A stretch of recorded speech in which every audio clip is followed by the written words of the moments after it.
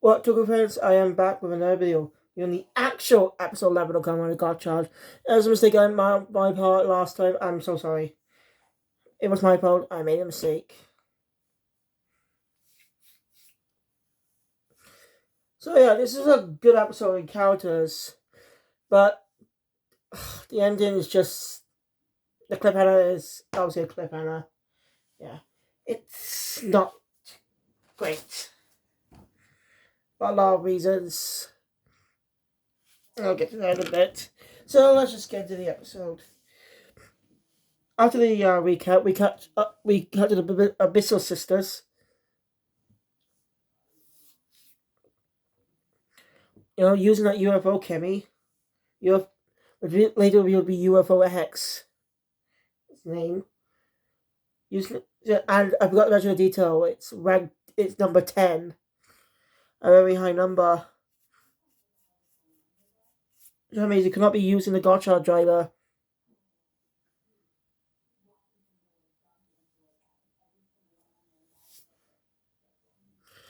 Uh,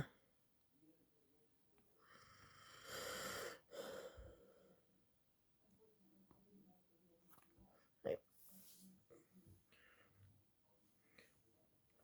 After that, we cut to the other characters. Hojo, Rin, Icho, and Sabimaru. If you haven't seen my last review, you understand. You don't know one coin character Renge or Renji Icho as Icho because I can't pronounce her first name. So I'm just going to say Icho from now on. Anyway, this episode actually gets a little more focus to Sabimaru. As Icho calls him, Sabi.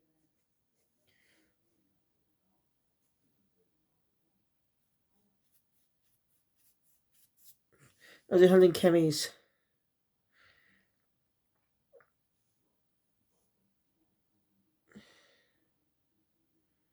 Magic catch him.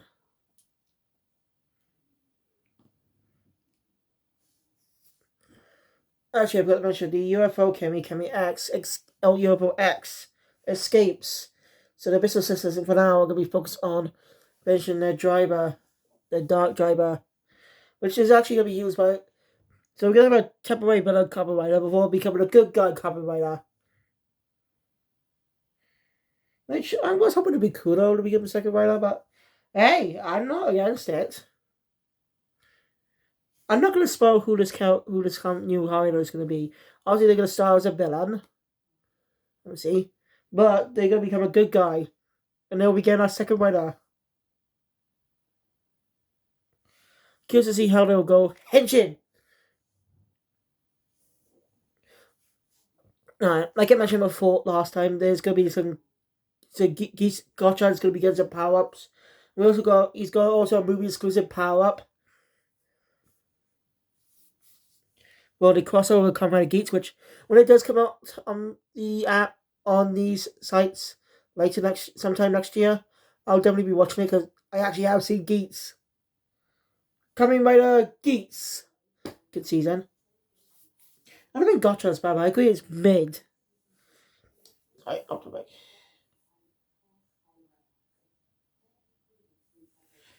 Anyway, back at the academy.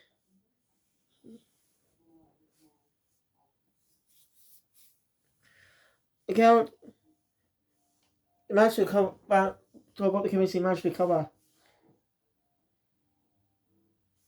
Managed to buy 7 chemis.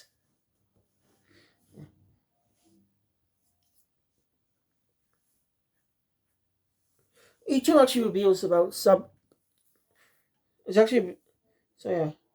They mentioned UFO X. Doctor was curious. So each one mentions it's a chemi Sabimaru's kind of been after. It's a very unique chemi. He's just fascinated by it and wants to see it. Those Otto, of course, gets his full support because Sabimaru has his gotcha. And we knew she was going to be dragged in to it. It's so cool though. Because of how late it is, I don't know if I'll be able to review Kinocha, but I'm going to stay up to review it. I'm not going to sleep until I'm done. Easier. so I don't have to do it tomorrow. Just get to the usual reviews on Doctor Stone, Battle Kitchen, Jujutsu Kaisen. And I see that Doctor Stone episode tomorrow is going to be that a scene we saw in the trailer where Sengo's hand starts to become petrified in a petrification beam. So how does Sengo get out of that? You'll see it, well, it's tomorrow. Like, so yeah, hope.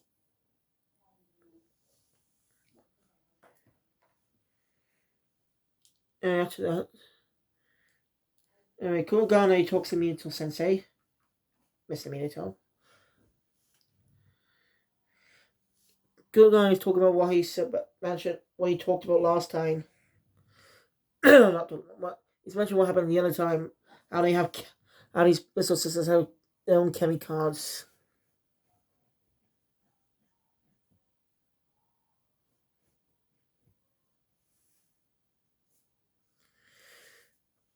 Hey. Minato informs him that the inspectors come in. Basically, some blank cards being stolen.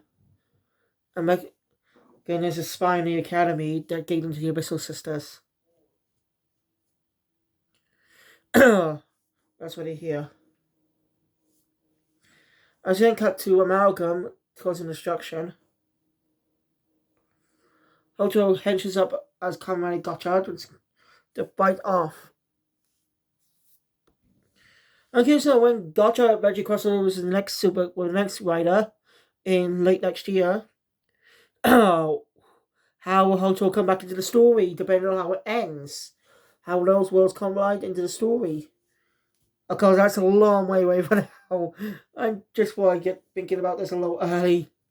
Like, I want to see your predictions when how the series will end. Anyway, Otto uses Kemi's, does all he can, manage to beat the Amalgam, and get the Kemi. And now he's being watched by an alchemist.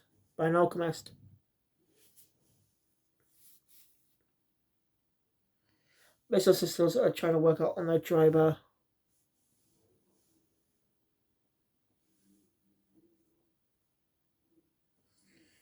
Meanwhile, our four leads, Haltonia's best 8. Look, someone Yobo X. But cool guys, I was going to come back into class now. Said, Mr. Mito introduces them to the two inspectors. I have my problems with the inspectors, but mostly in development. I'll get to that. Because I don't think it works due to... yeah, save it for later. Otto was definitely... I mean, they didn't know about the whole Kemi theft thing. Actually, the female inspector is explained open, but the lead male inspector interrupts. Basically, basically also wanted to inspect the Kamen Rider. 88 a hotel guy's driver from the traitorous traitor of Kudo Sparta.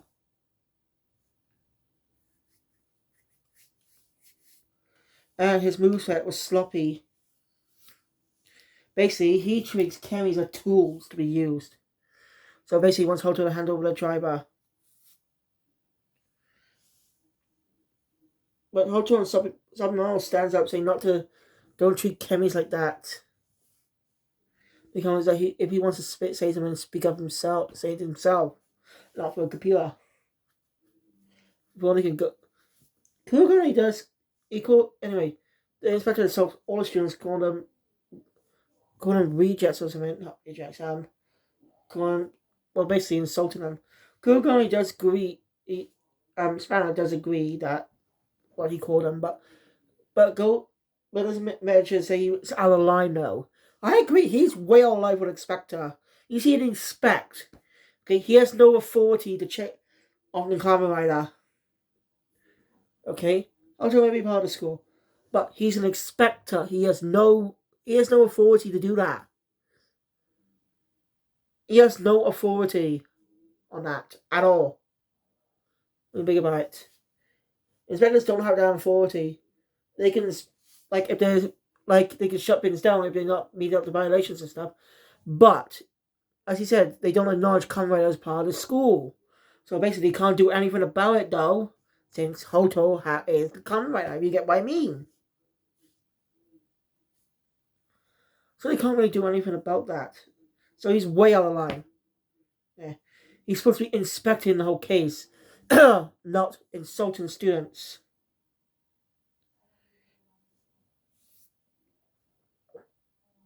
After that. So anyway.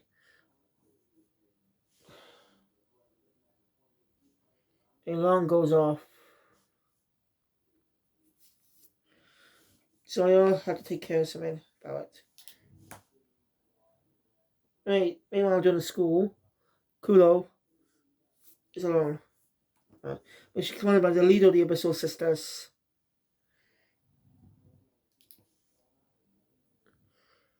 Oh. But Kudo shows up for her. Unfortunately, she has one last word, a few pile words to Kudo. Everything that happens next is all her fault. What she mean by that? Oh, we'll soon find out. Because Hoto earlier put up a nation saying that they, looking back on it, the start to that crazy whole incident was already beginning without them knowing. Oh, so yeah. Anyway, Hoto runs into someone who tells him about what happened. About Hoto being a little relieved that Kudo's safe. And to spot the UFO X. Anyway, Sabimaro says that it can't be UFO X can't be subjugated. But if it's Hoto, well, he might he might actually want to become his friend. So he believes in Hoto. Hoto will not let him down. Before they go chase after it, they're attacked by the same Amalgam as earlier. Hoto was confused because he defeated the Amalgam earlier and got the Kemi, but when he looked inside his Kemi capture cup, it's gone. Was Hoto to hench it up and fight?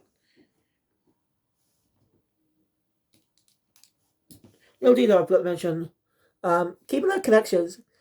I like how Kajiki and Ijiri are still connected. It's not a one-off thing. They keep a little detail up. I like that. Like, it's not just a one-off romance thing type of thing. No, they're still talking to each other. I like that.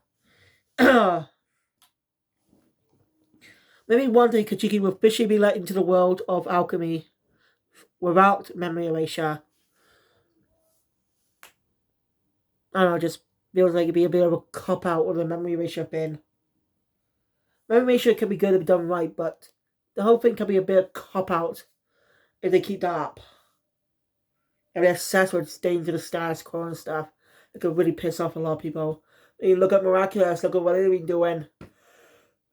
Whenever Ladybug and the one's identities reveal to each other, boom, something happens to them, their memories erased. Which really pisses off a lot of fans. Pisses them off. All to being part of the status quo. That obsession with the status quo really harmed the show. I should talk more about Miraculous when it's ended someday, which may be a long time from now, but it's best to do that so when it's fully over, talk about everything that's happened in it. But then I could go by season by season. Miraculous had a good start. Anyway, Latest Malcolm talks. He's just threat to be the leader of the lead inspector. One who criticized him earlier. And after Hoto powers up with new form, and someone all cheering him on, Malcolm's speed and Hoto gets the card again. But in a shocking twist, the person revealed, the Malcolm, is actually revealed to be the female inspector. What? Being sarcastic, obviously. Obviously, the female inspector. She has some type of power. She actually stole it with some type of power. Now she's got the card again. The episode ends on a cliffhanger, like I said earlier. Next time, we'll be getting Kamen Rider Dread. And obviously, it's going to be Saruman becomes Kamen Rider Dread just by dialogue in the preview. Which I'm not against. Saruman definitely deserves development. He's been a quiet character. But having him learn to overcome his shyness by becoming a rider could really help him and Hoto fight alongside each other. If Chad is going to be a secondary rider, it's most likely he will be, but mostly be getting a color slight change in design. So, anyway, my main complaint in the episode is these fucking Expectors. They weren't done much with. Like, they weren't really used much in the episode. You're supposed to suspect the male Inspector. I get that. You're supposed to suspect him. I mean, he's a jerk. He's suspicious and stuff. But you barely don't. You get a sense of personality, yes, just by one scene. But other than that, I didn't feel any connection. Not even the fucking female Inspector. She didn't do anything. Like, she literally only had a small bit of dialogue earlier. That's it. That's my main complaint. That's my main complaint with the episode. Just they weren't. It didn't really feel like a twist. We didn't guess who the villain was, but you could probably guess might be a beta switch. Some people probably guessed that. So yeah, but it didn't do a good job with this twist. So let's make complete the episode. But we'll see how episode 12 handles this weekend. So thank you guys for watching. If you enjoyed my content, please thumbs up button. Want to see more? Subscribe to the channel. Location mail. Be able to all discuss the video. I'll see you guys later for. Hopefully, see you guys later for Osama Sentai Kinoja episode 35. I think. Or was it 36? I can't remember. Sayonara.